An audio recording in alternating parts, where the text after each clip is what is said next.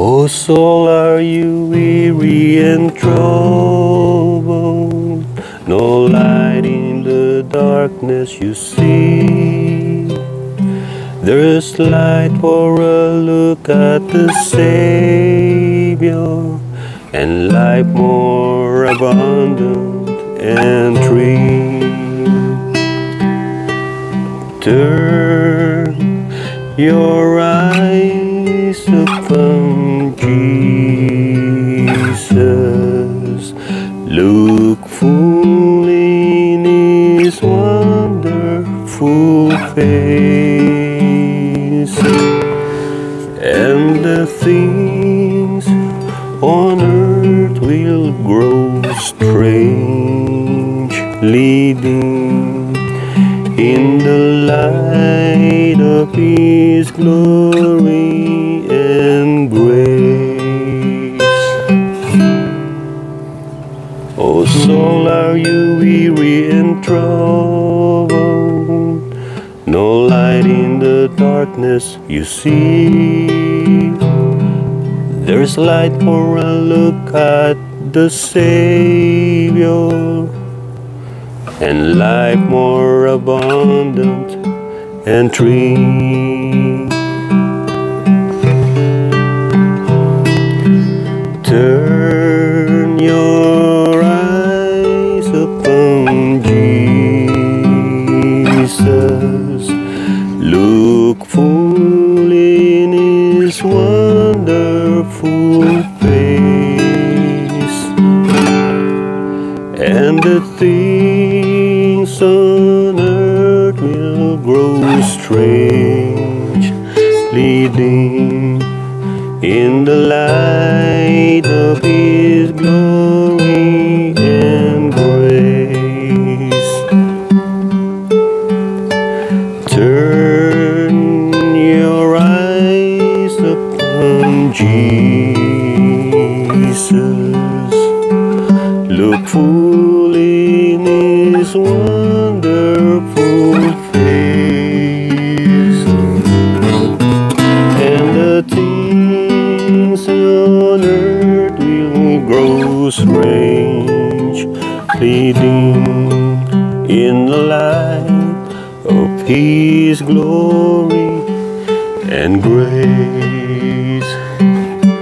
I'll sing one more time. Turn your eyes upon Jesus, and we can sing together. Turn your eyes upon Jesus. Look full in His wonderful face, and the things on earth will grow strange, leading in the light of His glory and grace.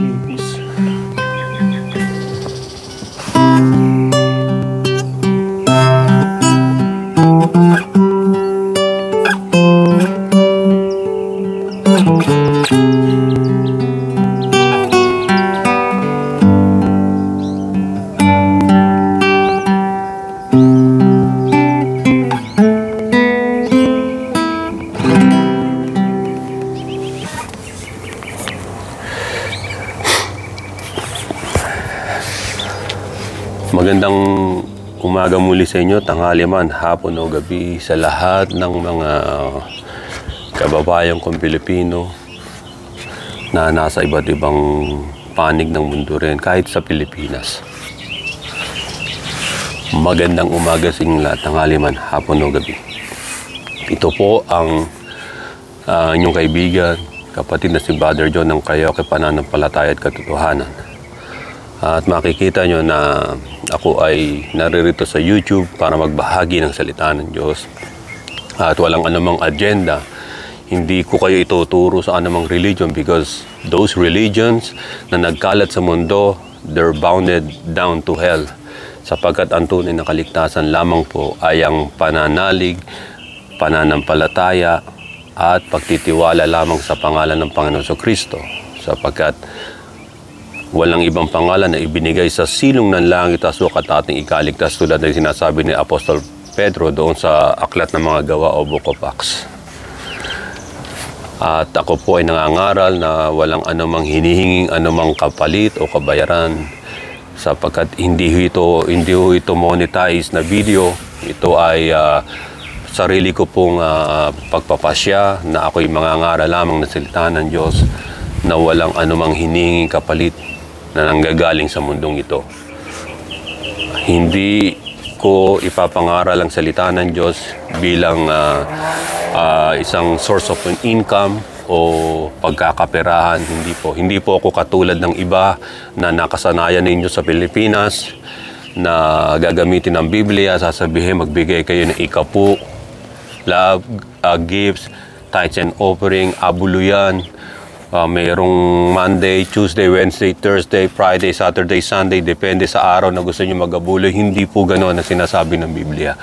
At hindi itinuturo ng Panginoon Kristo ang mga ganong mga bagay. Wala ho talaga sa Biblia. Dahil kung meron nun sa Biblia nandyan, mangunguna na kaagad ako na ipangaral yun. Pero wala. Bakit may mga tao na ginagamit ang Biblia sa pangangaral? Sila na ho yung nakahula sa Biblia na sinabi ng Panginoon sa huling araw marami magsasabi, Panginoon, nangaral naman kami sa mga lansangan, sa mga daanan, sa iba't ibang lugar. Mayroon pang ang tithes and offering. Nangaral naman kami. So sasabihin ng Panginoon, hindi ko kayo nakikilala, kayo mapagawa ng masama. So ang paghingi pala ng pera sa mga tao, kapalit ng ipinangangaral na ebanghelyo ng Diyos ay kasamaan sa mata ng Diyos. Ayun po sinasabi ng Biblia. Kaya ang religion o ang anumang samahan kahit nare-register diyan sa Security and Exchange Commission ay hindi nangangahulugan na yan po ay dadalhin kayo sa langit. Tandaan ninyo, ang kaligtasan po ay personal encounter natin sa Diyos. Personal at individual. Yun po ang kaligtasan na sinasabi ng Biblia. Kaya sabi ng Panginoon, aanihin ninyo ang yaman o ang kapangyarihan o mapasa inyo man ang buong mundo kung ang kapalit naman nito, ang inyong kaluluwa ay mapahamak sa impyerno sa panahon na hatulan na ng Diyos ang mga tao. Para sa inyo mga nakatira din sa Amerika o kung may napapadaan sa papuntang Canada, na nasa Canada, kamusta na po kayo mga Pilipino, especially mga Pilipino. Nagsasalita ako rito na because English is just my second language. Dito sa wala naman kasi talaga mga ngaral na purely English ang gagamitin. Depende sa inyo. Lagi yung tatandaan, ang pagsasalita na English ay hindi nangangahulugan na ikaw ay edukado at matalino. Ang dami-dami rito ng tao, bata pala nag-i-English na. Pero puro kasamaan ang ginagawa, di ba? So, sa ating mga Pilipino, it doesn't mean na ang isang tao hindi marunong mag-English ay bobo na. O ang isang tao ay English ng English ay matalino na. No, hindi ho ganon. Hindi ho ganon. Because it's just a language. English is a cursed language tulad ng Tagalog, tulad ng mga French. Kasi nga doon sa tinatawag na Tower of Babel, kinonfuse ng Diyos sa mga language. There is only one language na mapapagkaisa tayo, which is the language of love. Our Lord Jesus Christ, that siya lamang ang tinatawag na language of love because for God so loved the world that He gave His only begotten Son, that whoever believes in Him, our Lord Jesus Christ, shall not perish but have everlasting life. Meron ako rito ang ibabahagi sa inyo na salita ng Diyos. Bibigyan ko kayo ng at least yung pamagat man lang. Sabi rito, maging matalinong mga mananampalataya at hindi sensitibo at hindi mga immature na mananampalataya. Yun ang pamagat. Mahaba, di ba? So, isang word lang. Be smart. Be smart believers of God.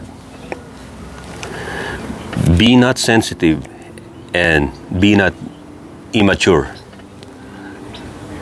Teka, meron palang sensitive at immature na mga believers o mga tao kasi nga, depende sa tao yan.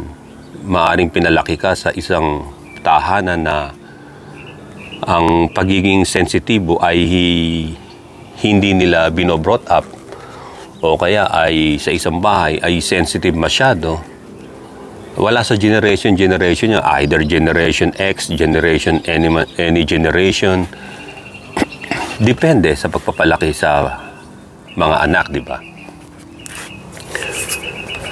Pero dito sa Biblia, merong binabasihan tayo na sinasabi ng Panginoon.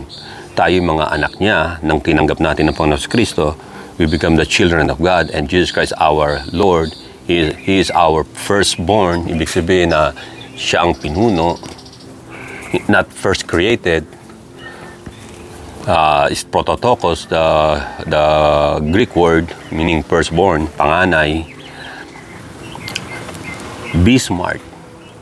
Bakit sinasabihan tayo ng Panginoon na be smart while you're still here in this world? Maging matalino. Kinakailangan ba kumuha tayo ng PhD? Kinakailangan ba kumuha tayo ng doctorate? O mag-aral kayo sa tinatawag na mga theological seminary school? That's not the point. Hindi yung point doon. Hindi nyo kinakailangan ang tinatawag na worldly or earthly education para lang maging matalino tayo o maging mature tayo at hindi na sensitive. Tingnan nyo sa Matthew chapter 10 verse 16. Ito yung pinaka-text natin, konteksto na ginagamit dito. Matthew 10:16. Sabi ng New King James Version sa Bible, "Behold, I send you out as sheep in the midst of wolves. Therefore, be wise as serpents and harmless as doves." Verse 17, "But beware of men, for they will deliver you up to the councils and scourge you in their synagogues." Makikita natin dito na nagbili ng Panginoon sa atin. Ang sabi niya, isinusugo ko kayo. Sinusugo. Ang word na ginamit is, "Behold, I send you."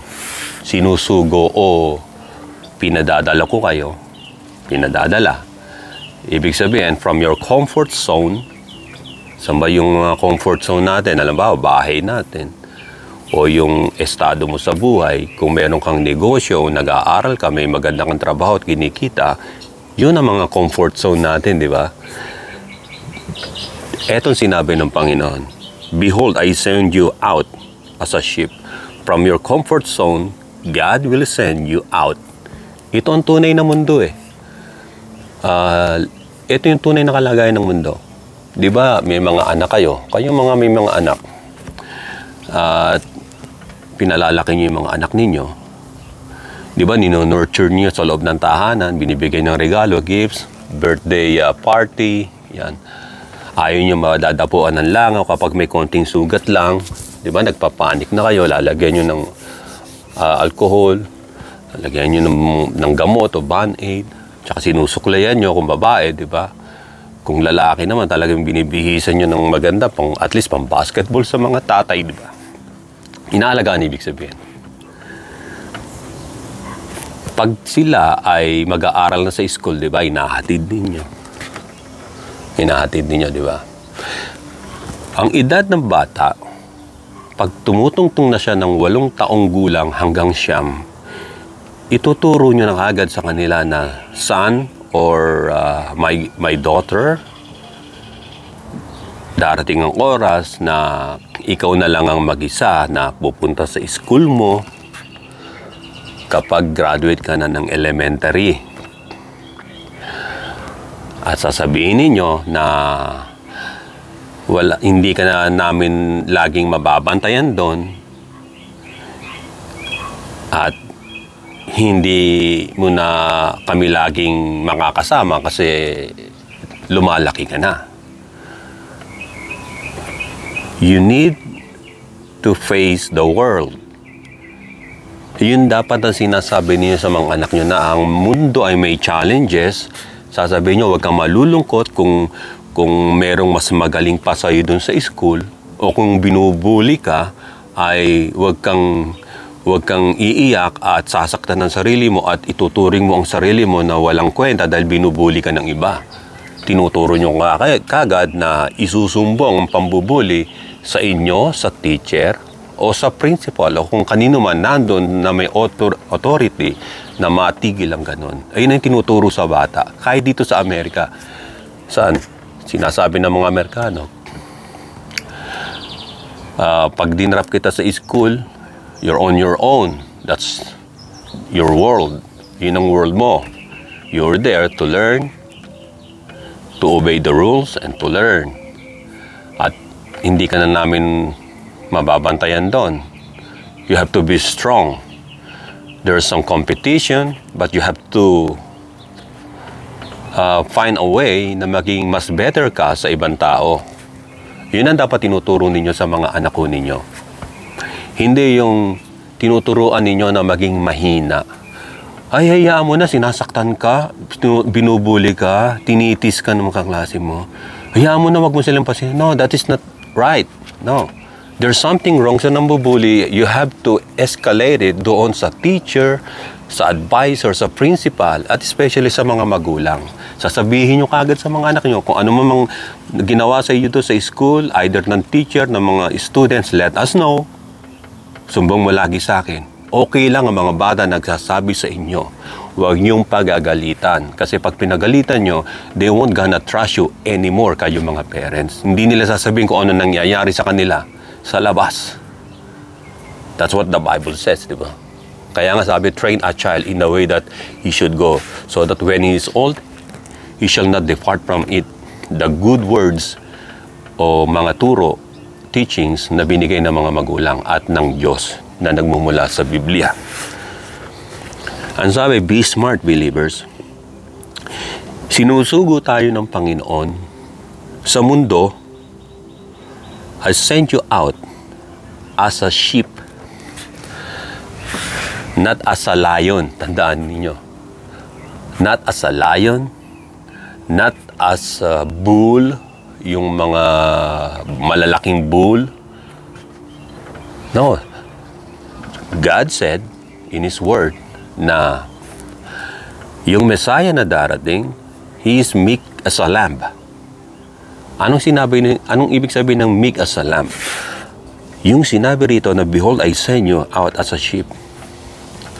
Dapat, unang nakikita sa atin ay humility, humbleness, or meekness. Humbleness. We're humble. Paano ba maging humble? Ang pagiging humble ay hindi yung nakita mo yung, halimbawa lang madumi yung daanan ng kapitbahay mo, kinuha mo yung walis, winalis mo kasi madumi. That's not humbleness. Ang tawag ron ay parang community service yun. Etong humbleness na to ay sa sarili natin. We are so humble. Paano tayo nagiging humble? Alam natin, as a sheep na nasa mundong ito, na katulad ng Panginoon, yung humbleness na nakikita sa atin, ibig sabihin nito, nagre-reflect sa atin ang Lamb of God, ang Panginoon sa Kristo, yung Christ-likeness. Yun ang nakikita sa atin. Na wala man tayong sinasabi sa kanila, nakikita nila yung aura sa atin na ito ay mananampalataya ng Panginoon, ito ay kay Kristo, tunay nga na naglilingkod siya sa Diyos. Ayun ang kagad ang nakikita sa papaanong paraan. Meron tinatawag na nafe-feel nila yung aura mo doon sa grupo o sa mga lugar na yon. Hindi negative, kundi isang maganda at positibong mga pakiramdam na dala-dala mo. Hindi yung unang tingin sa'yo ay you're so parang nagmamataas. Merong ganon. Nakikita nila sa pananamit mo. Hindi masama magbihis ng maayos, pero kapag yung pananamit natin ay nag-i-invite ng trouble sa atin, you have to think about it. You have to think, Kapag nanamig ka na bumabakas yung dibdib mo, bumabakat yung likuran mo, yung bandang likuran mo, at napagtitinginan ka ng mga makasalanang tao, ikay mananampalataya ang ibig sabihin. You have to think about it. Kung ano yung bagay. Kaya nga, bumili kayo ng salamin o tumingin kayo sa ibang mga fellow ladies na worshiper ng Panginoon at itatanong nyo, hindi ba masagawa to o masyado namang parang with vulgarity itong suot ko. Vulgarity. So sabihin nyo ganun para nakikita nila. Kasi when we decide on our own, either unang tingin sa atin, she's not a sheep. She's not a Christian. So nagkakaroon ka agad ng impression. So maaaring sabihin ng iba, anong pakialam ng iba sa akin? No. Hindi yung pakialam ng iba sa'yo, kundi kung anong gagawin ng ibang tao sa'yo pag nakita nila yun. So, wala kang pakialam sa kanila, yung iba naman may pakialam. So, it's based na lamang yon sa tinatawag na pagiging smart natin. So, be smart. Maging smart tayo.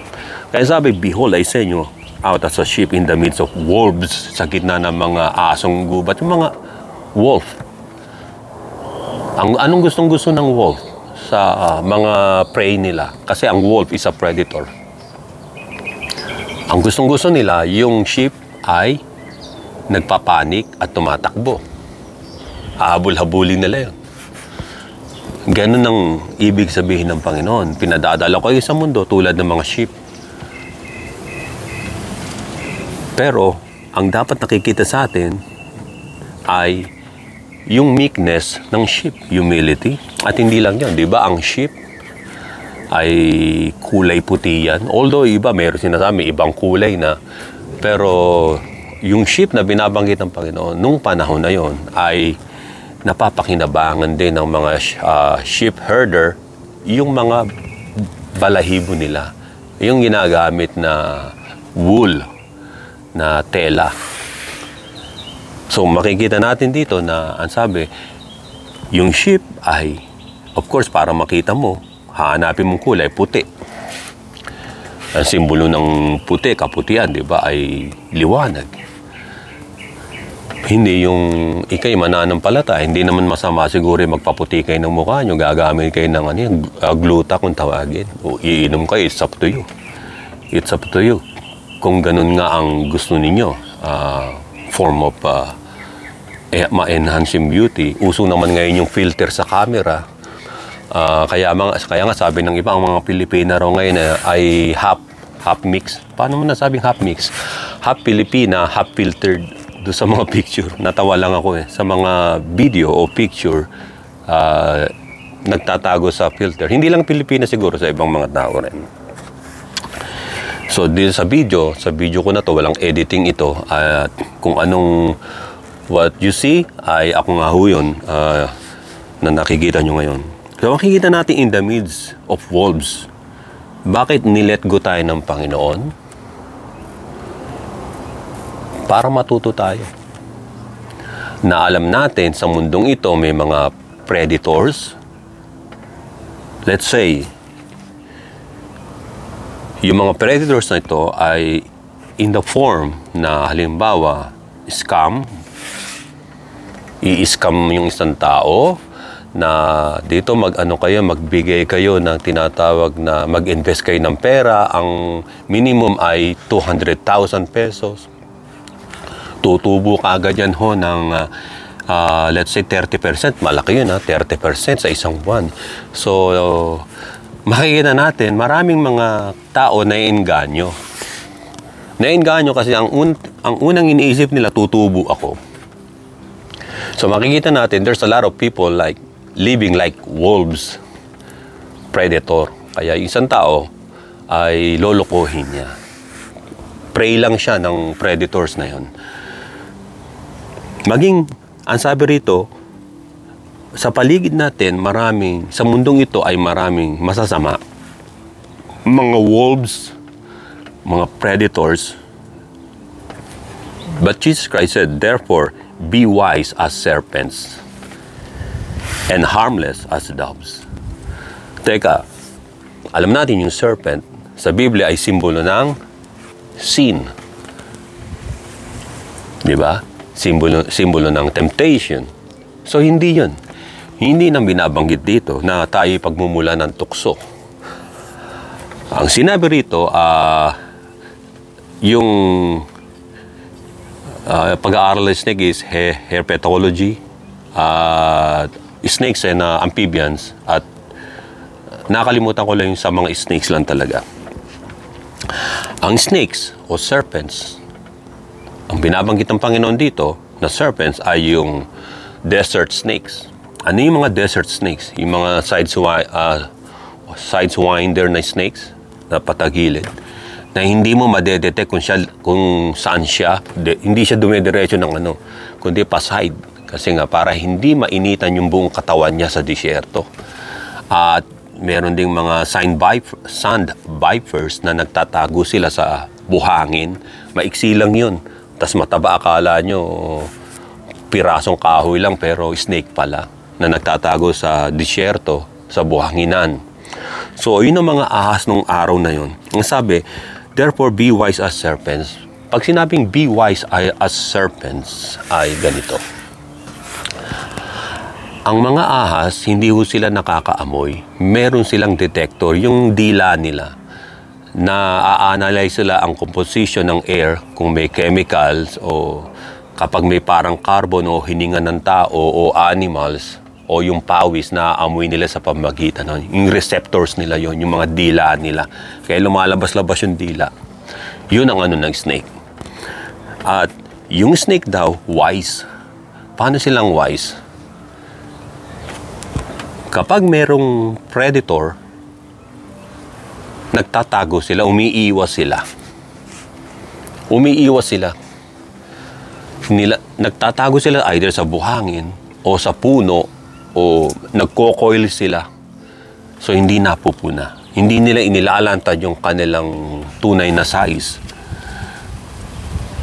At yung example na lang, yung diamondback rattlesnake. Yung rattlesnake, nung nandun ako sa isang kampo dun sa Texas, sa Fort Bliss. Pagkatapos nagte-train kami dun sa boundary naman ng Arizona, dinadrive kami pag ganun, may mga buses kami. Habang nandun ako, chinecheck ko yung cellphone ko. May nakita ako, akala ko shoestring. Sabi ko, ano to? Nilapitan ko. Naka-combat boots ako nun. Medyo, ginanong ko yung, curious ako ginanong ko yung paa ko, pero hindi ko inapakan. Gumagalaw yung ganun Hindi ko naririnig yung ano niya, yung rattle niya. Kasi maliit mahina lang. Tapos nakita ko, ayun na, nakaganin dulo. Nakita ko yung ulo. Rattlesnake, umatras ako. Tumuklaw siya, pero malayo na ako. Sinabi ko sa kasi hindi namin pinapatayan, ang tinatawag doon yung mga expert na mga nanguhuli ng rattlesnake para ilagay nila doon sa tamang lugar. Hindi pinapatay. Bawal patayin ang snakes basta-basta sa ganun. Alam niyo kung bakit? Kasi pag pinatay niyo yun, saan nakukuha ng anti-venom yung medicine, yung mga medical pharmaceutical o sino mang mga doctors. 'Di ba? Wala na kasi pinatay niyo Dapat ang humuhuli ng eksperto. Tatawag kayo ng ekspertong makakahuli kahit nakatuklaw na 'yon. Kaya ang venom ng ahas po ay ini-inject din yan sa mga taong na tuklaw ng ahas para makontra. So, may procedure ho doon. Hindi yung natuklaw kayo tapos papatuklaw pa kayo sa isang ahas. Hindi ho ganun. So, meron tinatawag ng cultivation na ginagawa ron sa nakolekta nilang mga venom o yung kamandag. So, nung nakita kong ganun, sabi ko, sigurado ako, sabi ko sa mga sundalo, ingat kayo. Kung may mga anak na ganyan, kasi marami mangitlog o magpisa ang mga rattlesnake, sigurado nandyan yung mother niyan. Yung venom ng small rattlesnake, kahit anong snake, kahit cobra, ay the same amount at worse, more than the amount ng venom na nasa mga grown-up na mga snakes. So, ang snakes daw ay, una, sa isang tingin pa lang katatakutan ninyo. Di ba? Sabi nga ng Biblia, sabi ng Panginoon, therefore be wise as serpents. Unang tingin pa lang sa inyo bilang Kristiyano ay katatakutan na kayo. Ano na kayo, yung iiwasan na kayo. Alam niyo kung bakit? Kapag hindi kayo madaldal ng kayabangan sa ibang tao, they won't gonna mess up. Hindi kayo nila i-mess up. Kung hindi kayo nakikipagbiruan ng mga biro na alam niyong below the belt sa iba, ay hindi nila kayo bibiruin. Pero kung kakilala mo, kaibigan mo talaga o kasama mo sa trabaho, yung birong normal na biro lang na hindi naman nakakasakit dahil sa pag-uusap ninyo, nagbibiro pero hindi bastos, hindi ano. Tulad minsan ginagawa, nagbibiro ako sa kasamahan ko. Pero yung biro na yun is biro na with respect sa maaring maging feelings niya o sa iba. So, gano'n din ako. Just para merong tayong tinatawag na laughter ng konti. Di ba? At yung binibiro ko na yun is he's a Christian. Mananampalataya. Tsaka matanda na, conservative American white. So, conservative din siya. So, nagbibiroan kami minsan. So, most of our jokes ay merong question and then answer. Yung mga normal jokes na hindi masama. So, yun ang ibig sabihin. Be wise as serpents. Ang serpent, nakaka-detect sila ng danger. Lalo na kapag marami kayo nakitang mga ahas na naglalabasan sa mga bukid o sa mga bahay o ano. Basta nakikita nyo na hindi sila mapakali. Alam nyo ang mangyayari? There's gonna be an earthquake. Naaamoy nila na merong gas na lumalabas sa lupa There's gonna be an earthquake o big one. At ang mga elepante naman, ang mga elephants ay ganun din na detect nila ng trunk, yung pinakailong nila. At hindi lang yun, alam din ng mga elephants kung meron tinatawag na darating na tsunami. Hindi na sila mapakali. At alam rin ng mga tinatawag na mga ibon kung merong anomaly sa magnetic ng mundo. Dahil yung pinakaulo nila sa dulo na may parang bato na ayun na nag-aagay sa kanila kung saan ang true north.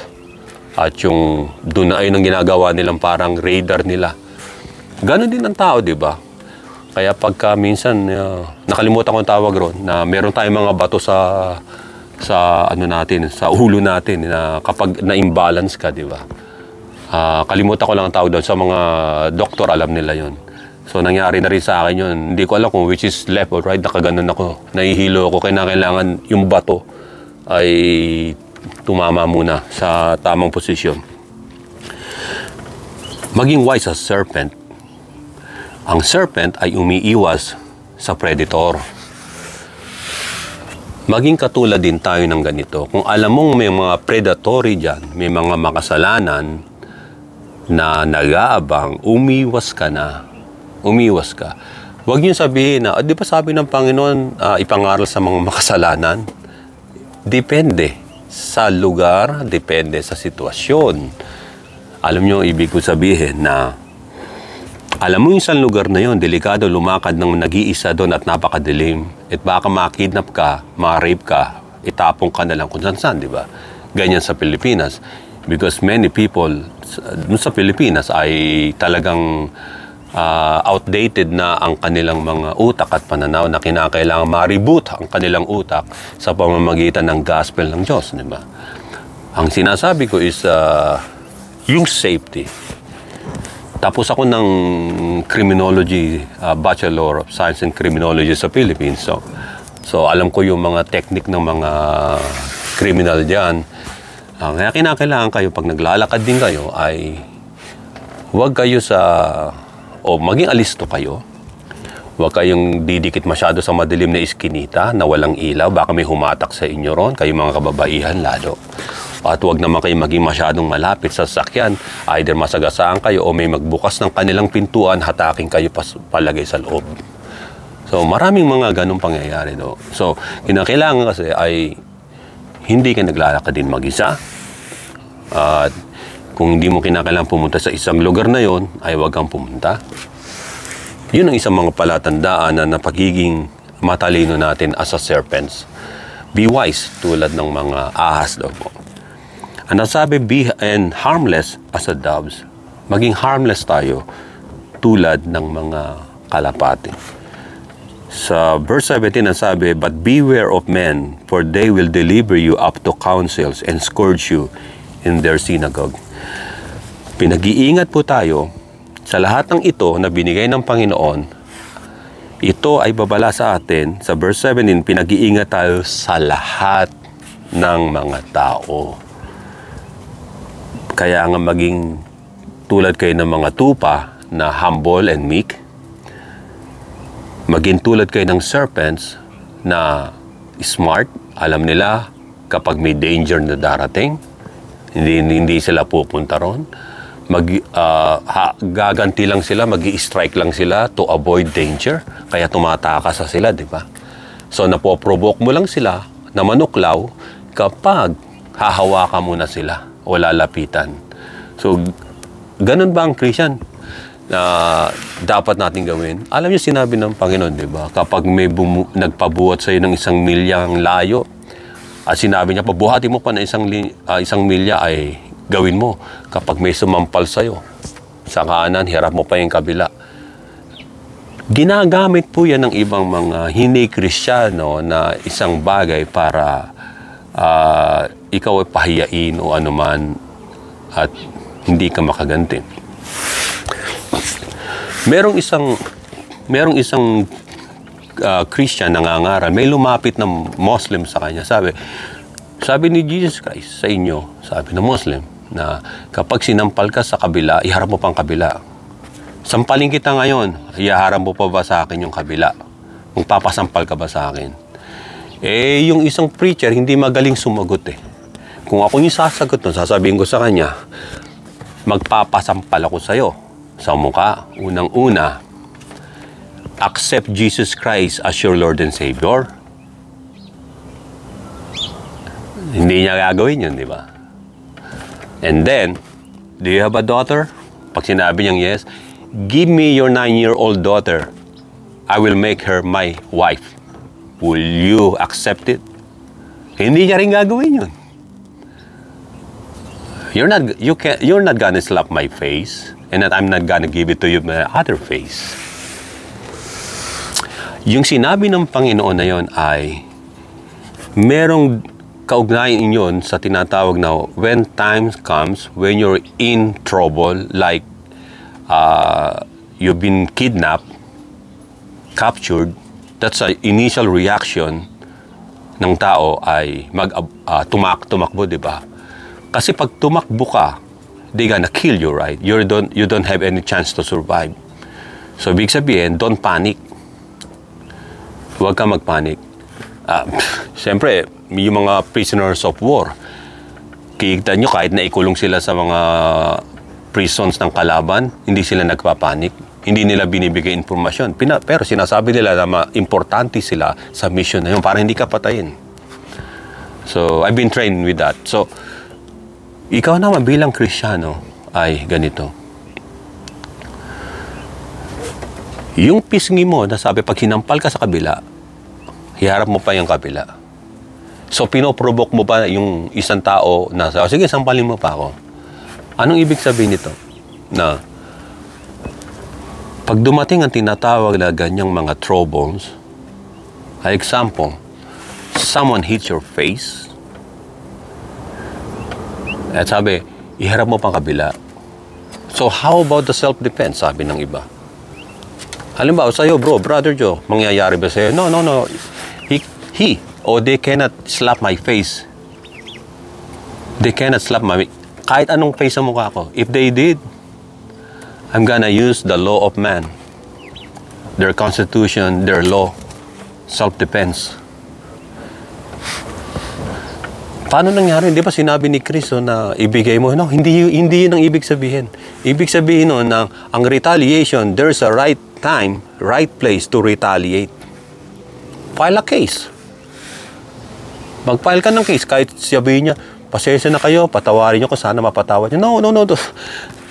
Kapag nagpatawad kayo sa taong gumawa sa inyo ng kasamaan na hindi nyo iniahabla sa korte ng tao, ay pinalalaganap ninyo ang kasamaan. Kayong mga Christians, kayong mga either born again, Pentecostal, o kung anumang mga biblical Bible Christian-based fellowship, kapag sinabi ninyo, patawarin na lang ninyo, sinabi ng pastor ninyo, patawarin na lang ninyo, dahil ang Diyos naman that is wrong.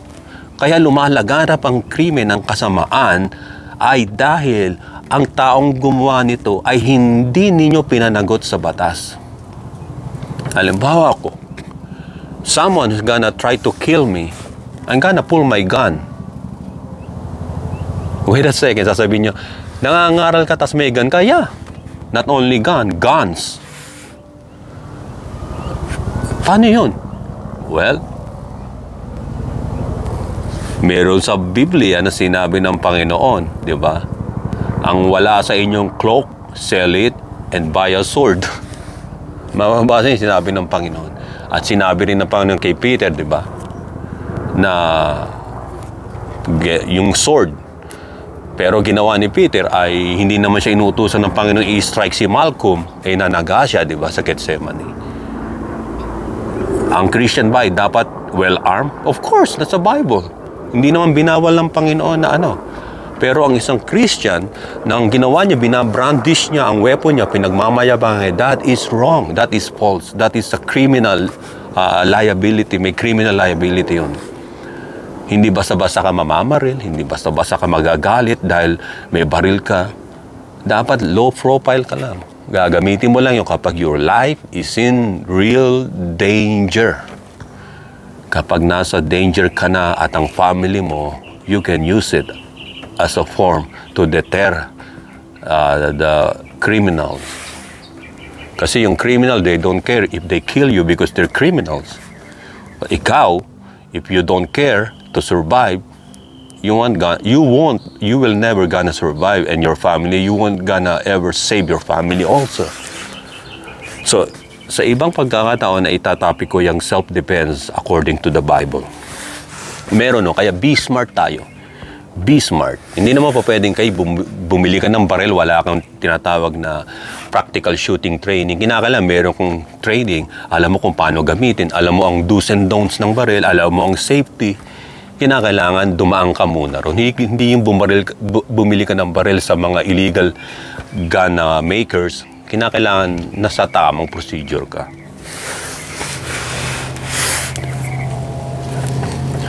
So makikita natin dito, binasa natin dito na sa verse 17, ang mahalaga ay ang kabuuan, sinabi ng Panginoon, beware of men, for they will deliver you up to councils and scourge you in their synagogues.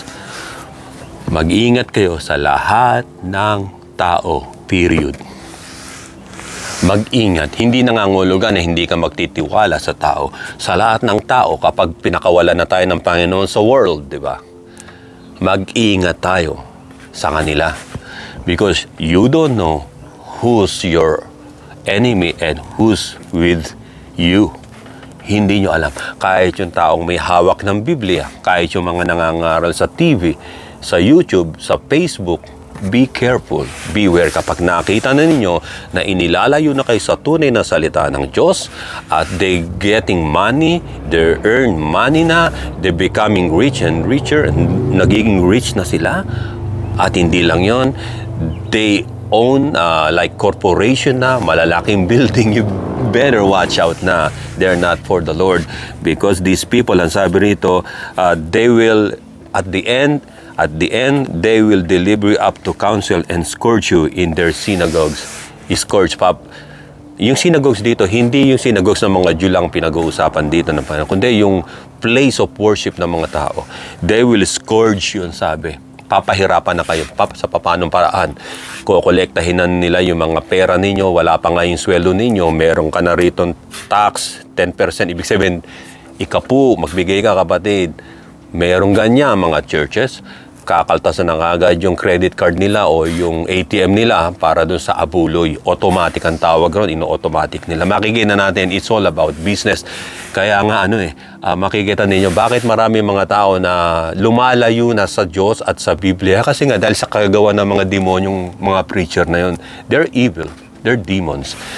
Ang lakas nilang manakot, yung scare tactics na ginagamitan ng Biblia, but they are cowards.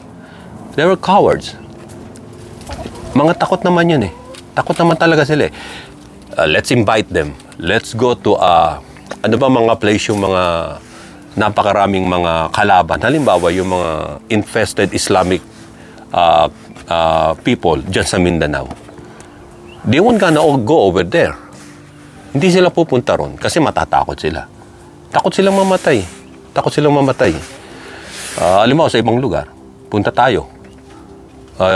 Sino sa inyo suicidal na para lang madala ang gospel ng Diyos?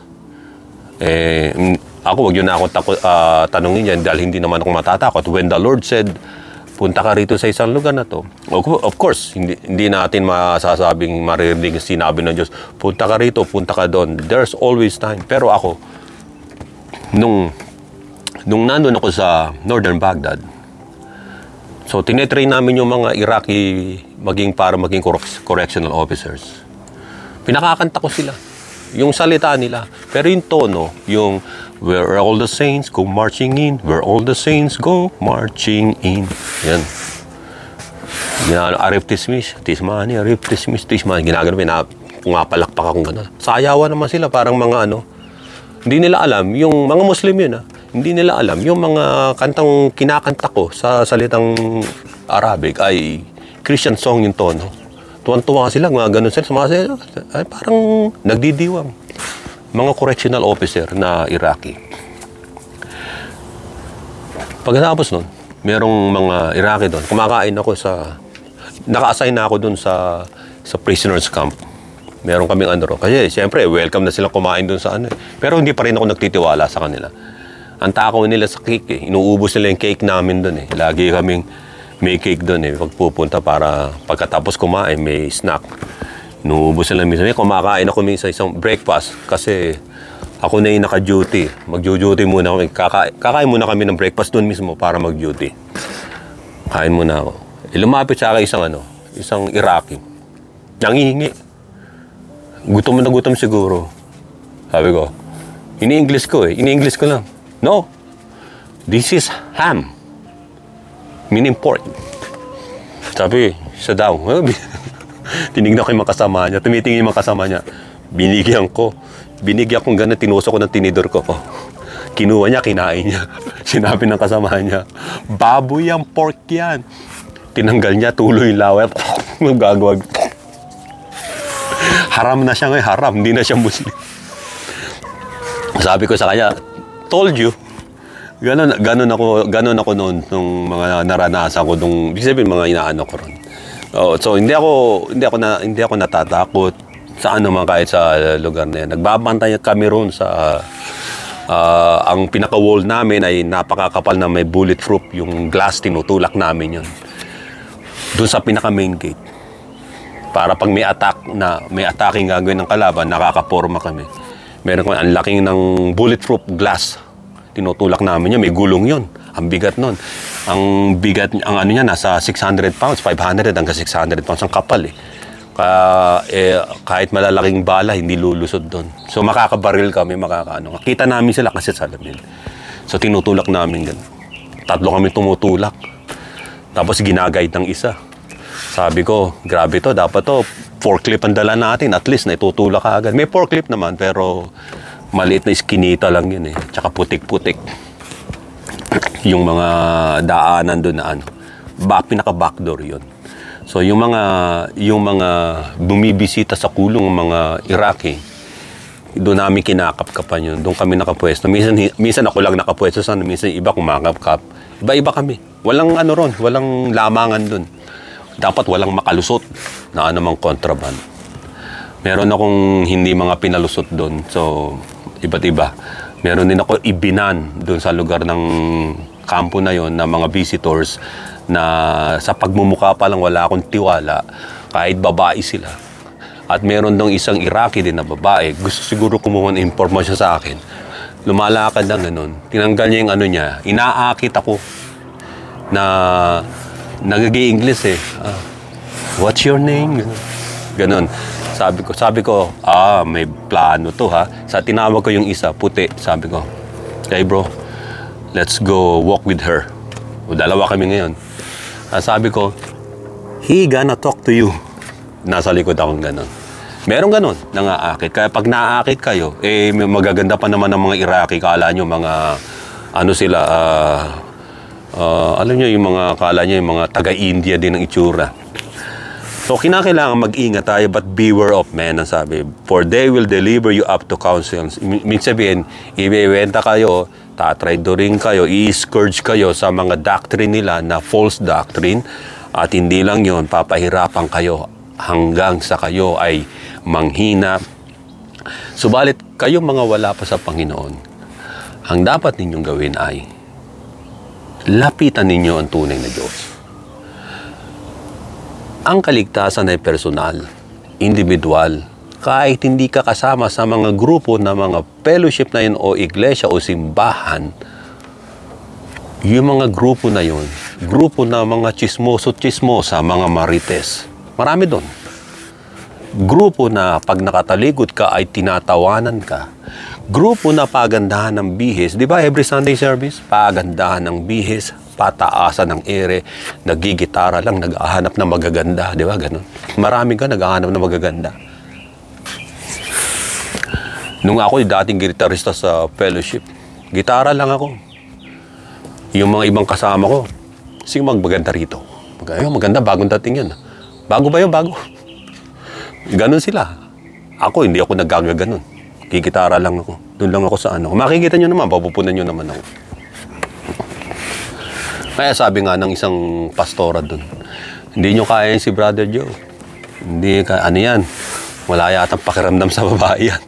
Sabi ko sa akin, sa isip ko, sabi ko, kaya nga nandito tayo sa fellowship para mag-worship sa Diyos, hindi para sa ibang motibo, di ba?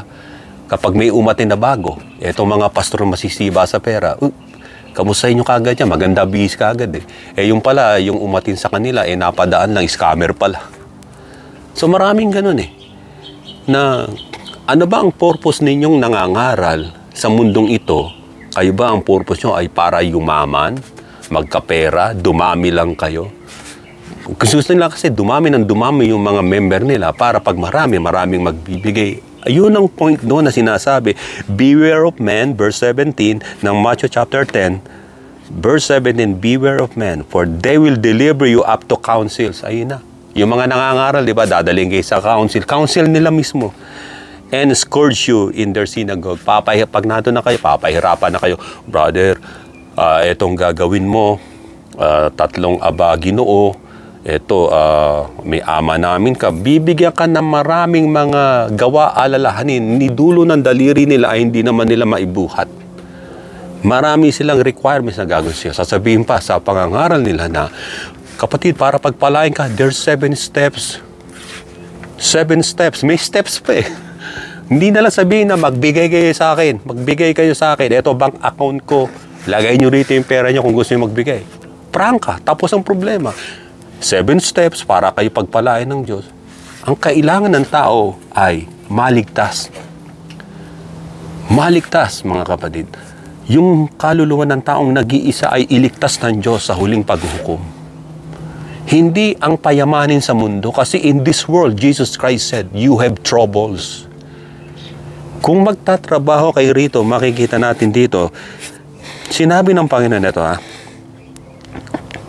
Sinabi ng Panginoon, do not labor, John 6:27, do not labor for food which perishes, but for the food which endures to everlasting life, which the Son of Man will give you, because the Father has set His seal on Him. Huwag kayong magtatrabaho para lang sa pagkain. Makakain ka ng steak, ham, fried chicken, pork belly, which perishes, but for the food which endures to everlasting life. This is a different food. Ito ang food na to at sinasabing the Word of God na sinasabi ng Psalms 119 verse 162, I rejoice at your word as one who finds a great treasure.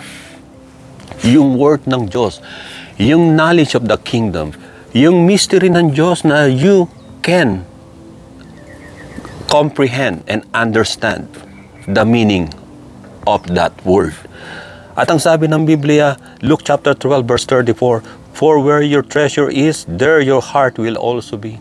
Kung ang treasure ninyo ay ang pagpapayaman, pagpaparami ng pera, mga pagkain na gusto ninyong makain o namnamin, nasa rep ninyo. Ang sabi rito, kung nasan ang treasure ninyo ay nandoon ang mga puso ninyo. Kung ang inyong puso ay nandoon sa mga kinakain ninyo, na kayo po ay nagiging gluttons na. That's gluttony. Ang sabi ng Biblia na do not labor for food which perishes. Hindi ang pagkain, kundi ang tunay na pagkain ng salita ng Diyos ang dapat nating namnamin sa ating pong existence dito sa mundo. Luke chapter 12 verse 21, so is he who lays up treasure for himself and is not rich toward God. Ang sino mang napapahamak na tao, kahit mayaman siya, napahamak siya, na hospital siya, ang sabi rito ay hindi siya mayaman and is not rich toward God. So hindi ang kayamanan, hindi ang kasikatan, hindi ang magandang trabaho na kumikita ka para makakain ka ng maraming pagkain. Although kailangan yon. But Jesus Christ said, seek ye first the kingdom of God and His righteousness, and all these things will be added up to you. Hanapin mo muna. Mas maganda nagtatrabaho ka, may maganda kang trabaho, may maganda kang kinikita, at ikaw ay may takot sa Diyos. Nagagapayan ka ng Diyos sa lahat ng disgrasya, sakuna, sakit at karamdaman, at sa kapahamakan sa huling panahon ay ikaw ay makapapasok sa kaharian niya. Maraming salamat. Ito ang inyong kapatid sa pananampalataya at kaibigan, si Brother John ng Carioque, pananampalataya at katotohanan. Hanggang sa susunod po muli, to God be the glory in Jesus' name, and everybody say Amen. Amen.